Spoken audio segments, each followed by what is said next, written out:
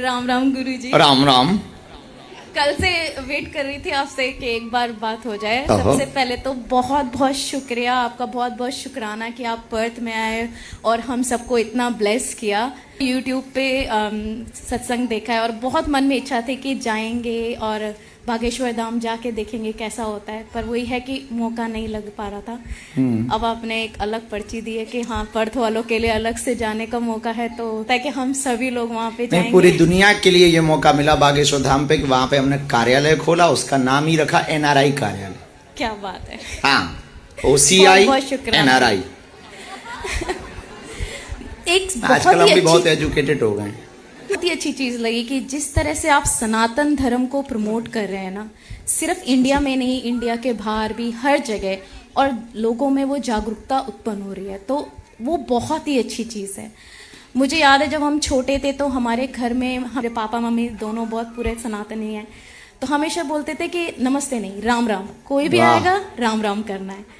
तो मैं जब छोटी थी मुझे बड़ी शर्म आती थी कि मेरे फ्रेंड्स के मम्मी पापा मिले, कोई भी मिले तो पापा मम्मी राम राम जी राम राम जी।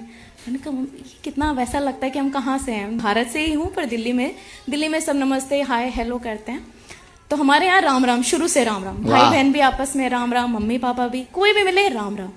तो वो आदत अब जाके समझ में आती है कि वो हमारा सनातन धर्म और हमारी हिंदुत्व को उन्होंने कैसे जागरूक रखा। उस समय लगता था क्या है, पर आज उस पर गर्व होता है, खुल के बोलते हैं कि राम राम। बहुत सही।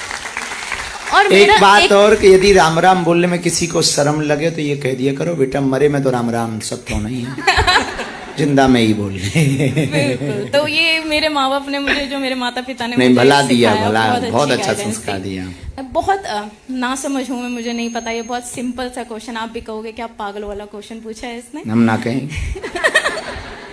बोलो।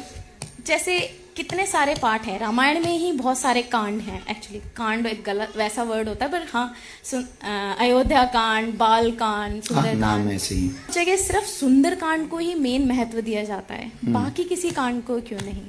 बहुत अच्छा विचार है। जबकि हनुमान जी का जिक्र और राम जी का राम विवाह बहुत सबका जगह जिक्र आया है, हर सारे उन कांडों में है, बट सुंदर कांड को इतना महत्व दिया जाता है। और जब भी कोई कथा भी होती है, कुछ सुंदरकांड की बात, सुंदरकांड की कथा, जामवंत के वचन सुहाए सुनी हनुमंत हृदय अति भाई, ये सुंदरकांड की पहली चौपाई है।